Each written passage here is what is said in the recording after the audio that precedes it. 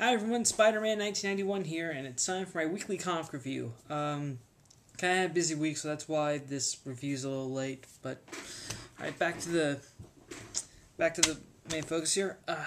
Kicking it off, we'll start with Image Comics, and first off, we have Invincible number 98.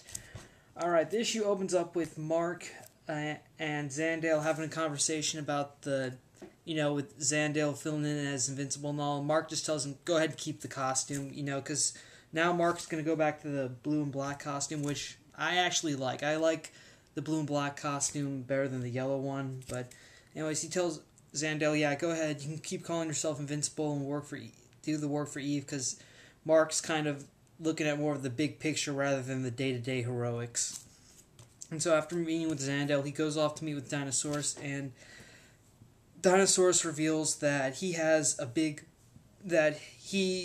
while Mark was sick with the Scourge virus and all, he couldn't wait, and so he had to act. And since Mark wasn't really making sure that no one would die, Dinosaurus went ahead with this plan, and now Mark calls in the Guardians of the Globe to help out, and at first it seems like he was going to repeat what he did with Las Vegas with Los Angeles, but instead it's revealed that Dinosaurus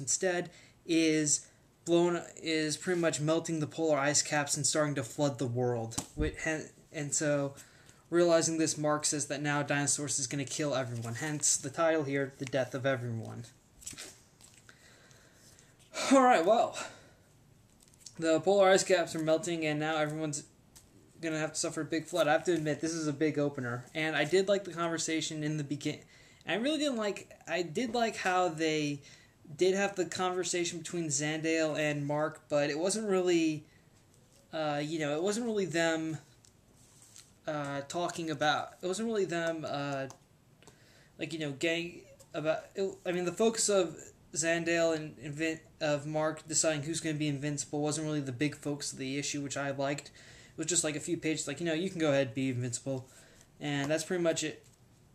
And that's pretty much moved into what happened with Dinosaurus. Well, I have to say, this is a great issue. We're pretty much now this is going to be a 3-issue arc, and everything's going to conclude with the 100th issue. And I cannot wait to read the rest of this. Invincible has been my favorite, has pretty much been one of the only series from. Actually, it was the first series I got from Image, and I think it's pretty much been. And it's definitely been one of my favorite comic books, so I'm really happy this is reaching 100. Okay, moving right along. Smallville, Season 11, Number 8. This is the only issue I have this week that doesn't have a bag, that's not bag and boarded because I ran out of supplies, but I should get more once I get my comics for this week, next week, the December 12th. So, I'm back, but. So, anyways, the conclusion to the Superman and Batman team up in the Smallville universe. Superman and Batman are able to stop the prankster Mr. Freeze, and afterwards they kind of develop. It's not Batman doesn't officially join the League, but now he and Superman are kind of beginning their, friendship and working relationship together. Like they both say, if you need any more help, I'll help give you a hand. Yeah, me too. Yeah, same here, dude. And after. And after the whole Batman adventure, Oliver Queen is talking to Chloe and feeling inspired by how Batman has Nightwing, aka Barbara Gordon. He now feels like he should take his protege Mia.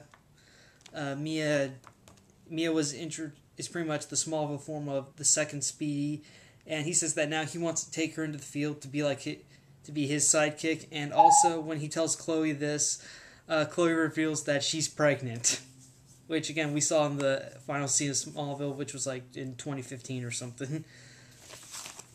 And also on the last page we learned that now Lex Luthor Lex Luthor, who's pretty much been haunted by Tess Mercer's ghost. Well, it's apparently her consciousness is now attached to Lex. And now Lex has figured out that he can now look into Tess's memories, and so he figures he can use Tess to figure out who Superman is. So yeah, Smallville season 11, very nice. I loved the TV show, so this is great as well. If you're a Smallville fan, you haven't checked this out yet, I would definitely recommend it. As far as the Batman story arc is concerned, this Batman story arc, the way it introduced Batman, well, I liked it. It was, it seemed like that would be a good way. The way they adapted Batman for this story arc is definitely the way they would do it in the TV show.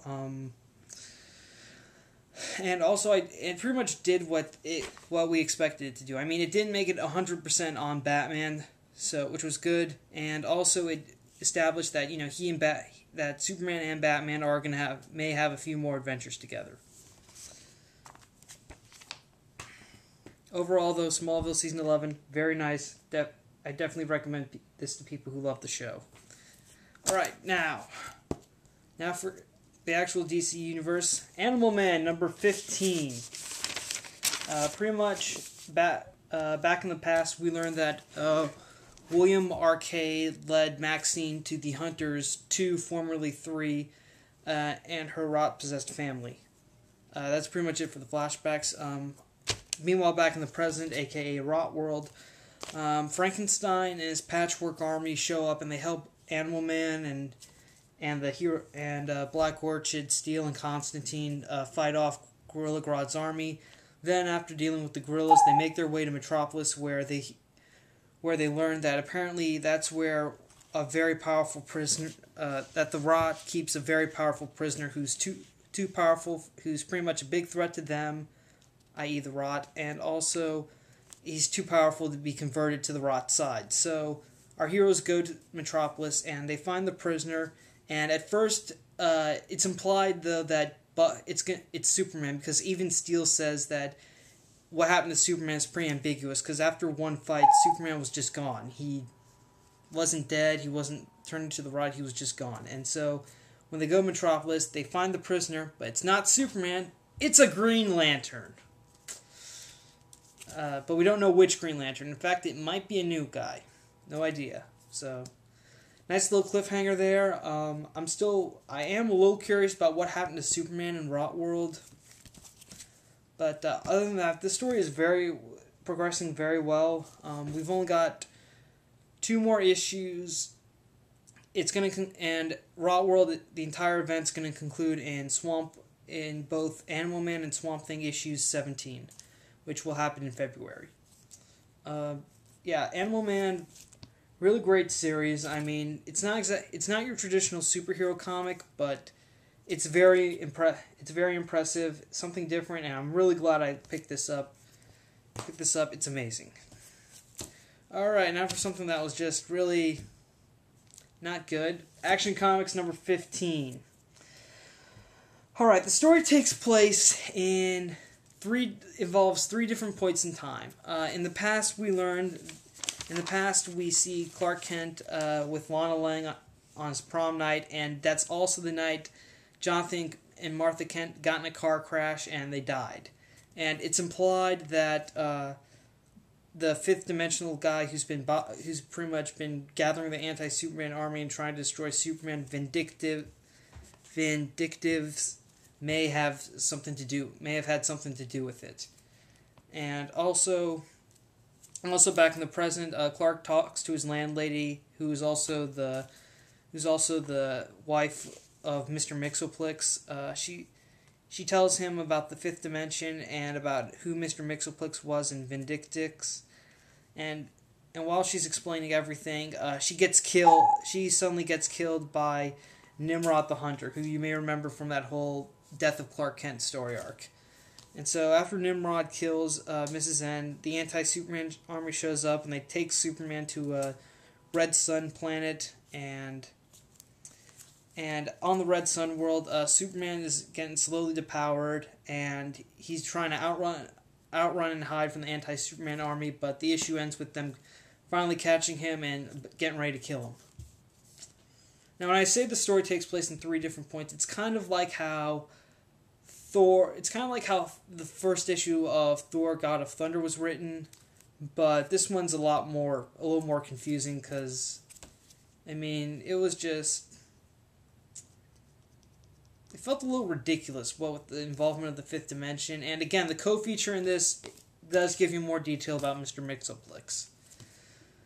But, this is the kind of element that Grant Morrison works with. I mean, he's not exactly a straightforward writer. He's more of a, he kind of like plays with different concepts, not in your traditional route. Like in Animal Man, he messed with the fourth wall relationship, and in this one, he's definitely going with the fifth dimension. About how, well, I'll be honest, the fifth dimension, all the stuff with the fifth dimension, it's a little confusing.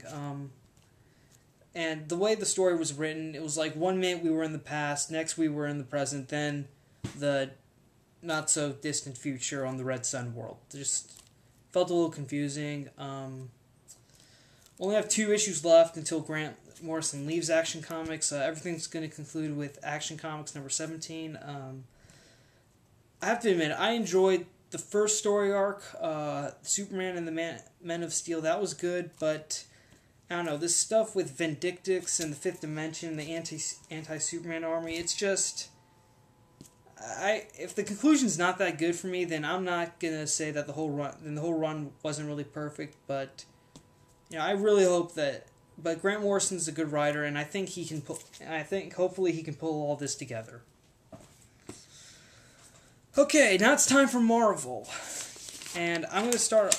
Okay, and I'm going to start off with something that has gotten a lot of controversy when the last issue came out. Amazing Spider-Man 699.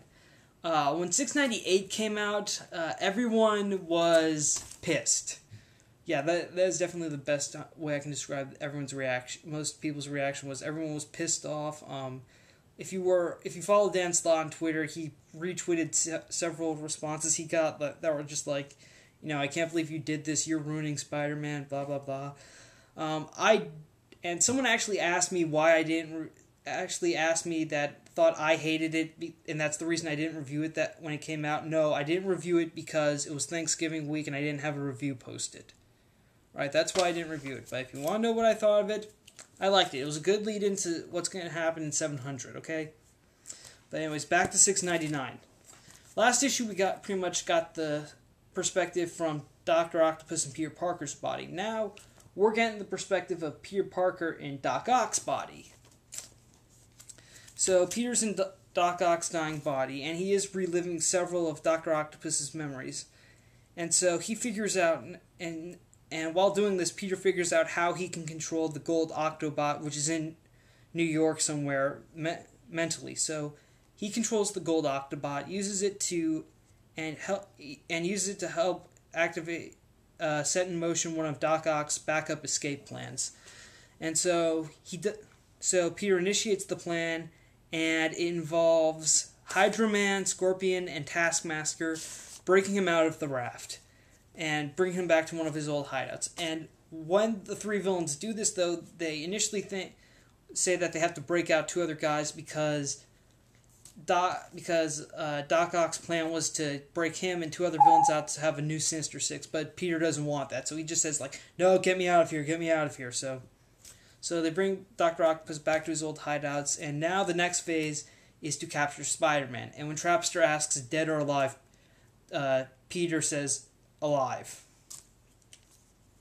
Okay, well, also I should point out too that while Peter is in Doc Ock's body, he is like in the next cell right next to the Lizard, and the Lizard reveals to Dr. Octopus that he is actually Kurt Connors and the cure worked. And so now Peter hears this and he's like, oh man, I can't believe this. And oh yeah, when the villains do bring up the whole breaking out someone else, Peter does for a moment want to break out the Lizard, but everyone else is against it, so they leave. Alright, well, I liked it. I hate to say it, but I did like it. I did like that little twist in the last issue. First of all, let me just say about 698, I thought that was a good twist ending there, about how it kept me on the hold, like, about what happened. When it happened, I thought, oh man, this is a great lead into 700, and so is this. This was just kind of like, in the middle of setting everything up. So now the question is, if Peter does find Spider-Man, then will he be able to reverse the process, and what will happen after that? Well, we don't know. At least not until after Christmas. And another thing, and well, with 698, the way the twist about revealing that Doc Ock was Peter Parker in that issue, it kind of reminded me of the end of Doctor Who back in season 6, with the mid-season finale revealing that Melody was actually a flesh avatar, and even the episode before that Amy really wasn't in the TARDIS, that she was actually flesh avatar too. That's what that twist reminded me of. And I think that, this is going to be a great story arc, especially with Doc Ock dying, because it feels like, at the end of 700, whoever is in Doc Ock's body will probably die. In fact, that's the title they teased for the 700th issue, was 700 Minutes to Live. Excuse me. So, yeah, Amazing Spider-Man 699. I would definitely recommend buying this. I would definitely recommend getting the 700th issue, because that will be the last issue of Amazing Spider-Man, at least for a while.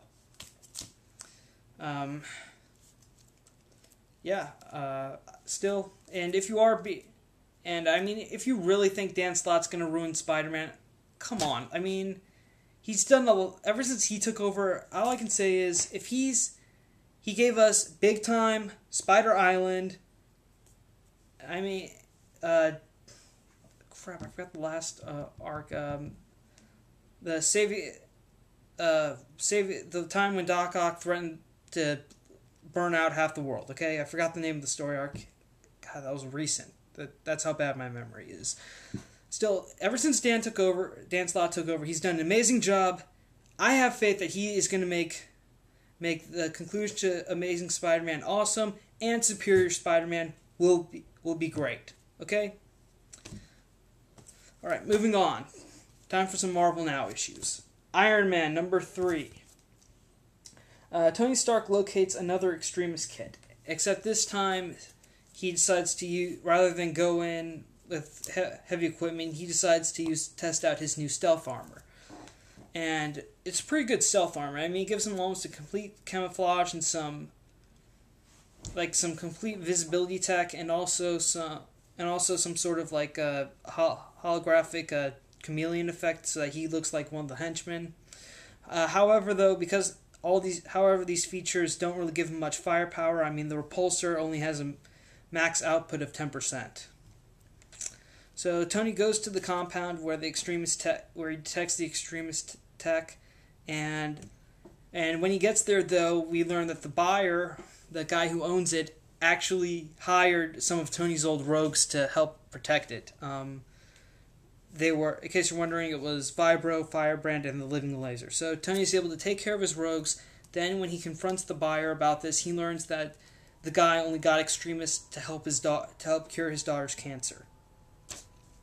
And when Tony hears about this, he knows that the Extremis tech that was sold was like the first go-around. It wasn't really perfected. But the kit that the creator of Extremis sent him was actually the complete effect. So Tony went in, perfected the tech, and now the girl's going to be fine. This was actually a nice issue. It really was. I mean, especially the ending when Tony finds out that the girl is sick and that he can help her. I mean, that was very nice at the end. I mean, I really did like that ending, and especially when the guy tries to thank Tony, and Tony just says, "Don't thank me. Thank the woman who created this. I'm just the guy who spent his 20s making weapons." I mean, that was very nice. I really like the ending of this, and I am liking this Extremis story arc.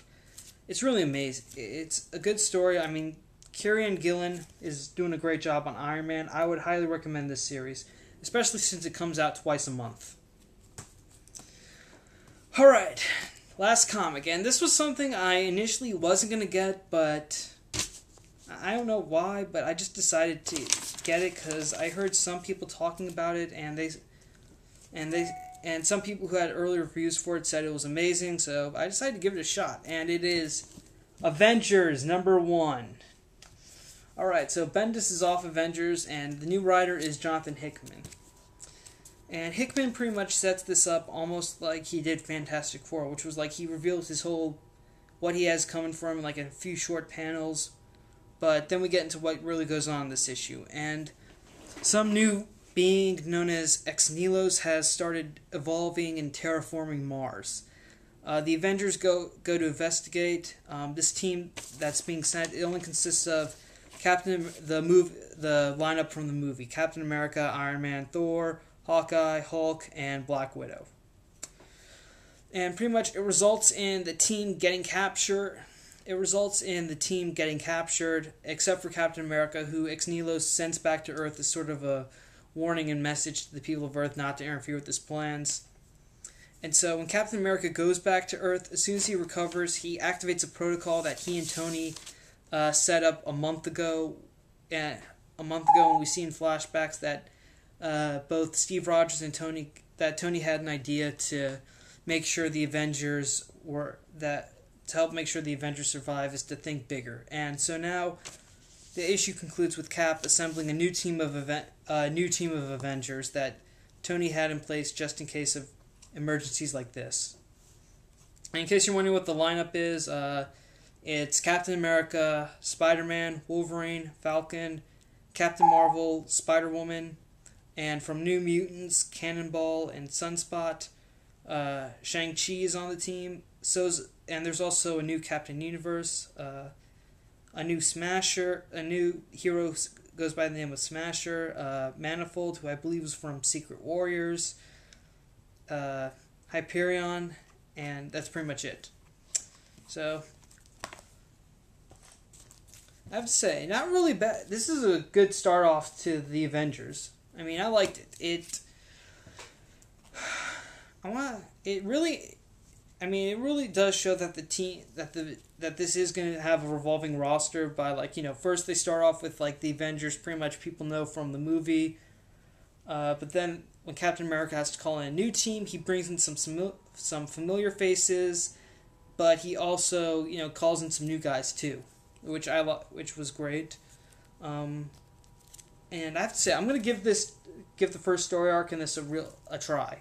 I mean, I really want to. I read the first issue and I kind of want to go, okay, I'm going to give this the first story arc a shot before I decide whether or not to keep this series on my pull list for good. And well, I think, and again, the big lineup I think works because if people like these characters, then they should give the series a try. I mean, it really is a good idea, and there is variety in the lineup, and I think it also says that Hickman isn't just going to stick to these new guys; he's also going to shake it up even more. And it's a good story. It really is. So yeah. All right, that's it. Okay, quick leak. Avengers #1, great start off. I really do like this new lineup. Looks interesting. Iron Man #3, very nice story about what happens when Tony finds another Extremis kit, and he has impressive stealth armor. Very nice, very great issue. Amazing Spider-Man 699. Cannot wait for 700. This is going to be one epic story. Action Comics #15. I really hope this pays off by issue 17, because Animal Man #15. Rot World is great. They found a Green Lantern. No idea who he is. But hopefully this will be a great conclusion too. Smallville Season 11 #8. And again, I will get bags next week.